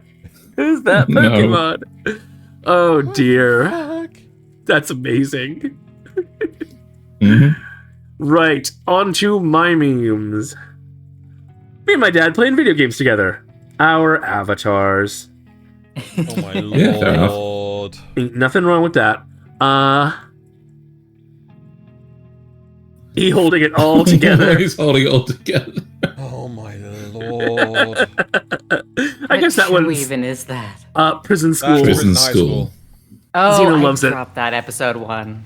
I didn't fucking say I loved it. Xeno loves it. It's one of his Because favorite titties shows. are 1 meter around. I guess I should have actually marked that one as slightly risque, but oh well. Okay. Nothing showing. Oh my lord.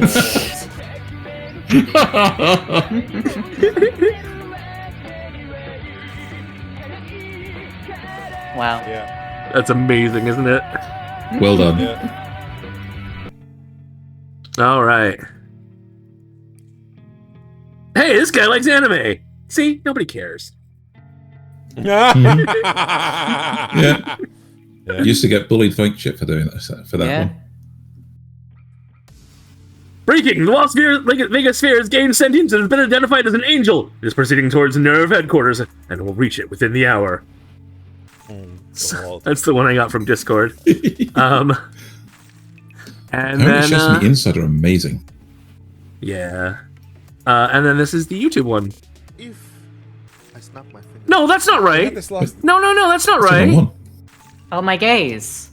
That's last one. That's last week's. Did I not? Oh no, did I not save it? Oh no. Oh no. I love how you guys give me so much shit. No. Like saving Oh, well. it weirdly.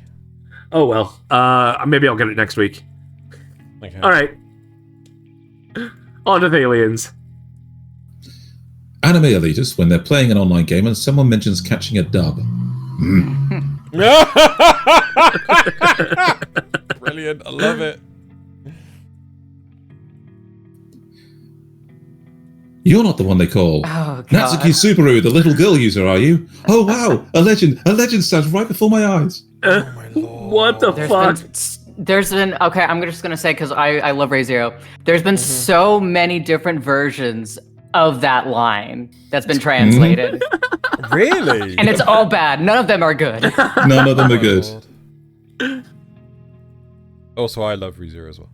Hell yes. Are you guys sure this is safe? Oh no. Oh my lord. Oh no. Grip check. All right, and this next one is a bit risque. You are rated R+, but we do not grant you the rank of hentai. What? Oh my lord. Interspecies reviewers.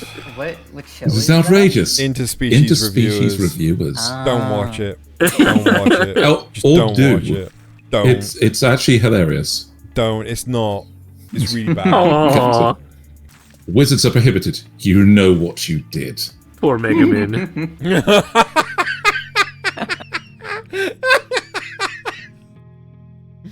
And finally, That's all right. Xeno's Awesome. final one. Xeno's Thalyens.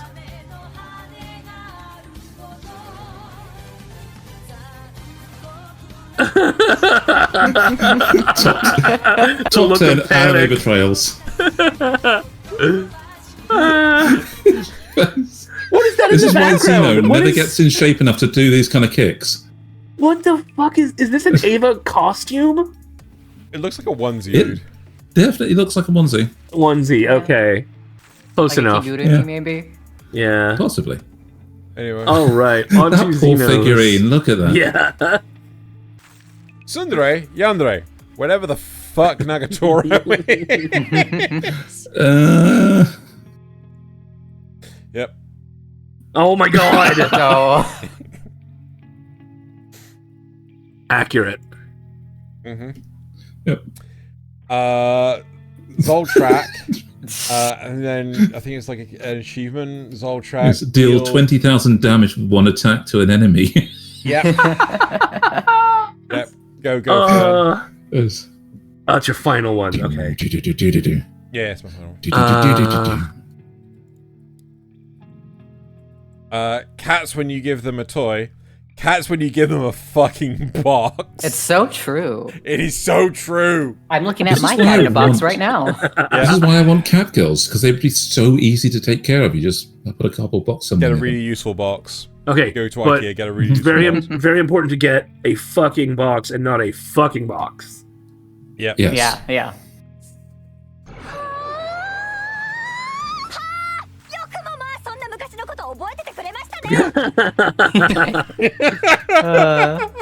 Me with erased anime. Yep. Yep. Oh. And then my last one. Which is a bit risque. Are you an angel? Ara Annie-kun. We got Xeno to say ara ara. We got an ara ara Xeno. If this was a stream, I'd expect her to clip it, but in this case, Nasuth, get Joey to make that into a short. Wrong channel. Fair enough. Anyway, alright, that's But did you do all mine? Yeah. Okay, Yeah. fine. That was all Right. yours. Right, yeah, so that's it for this week's episode of Kanpai Cast. Viper, it has been absolutely fantastic having you on. Yeah, thank you for having me. I kind of wish I had actually stepped in to control these two more. And You're so fine. And yeah, that's it for this. As week. if you could control us. Well, I have yet to learn how to stop you from interrupting me. So. And you never will. Yep. So I'm going to say thank you all for watching and or listening. And now it's time to bottoms up and Kanpai! Kanpai!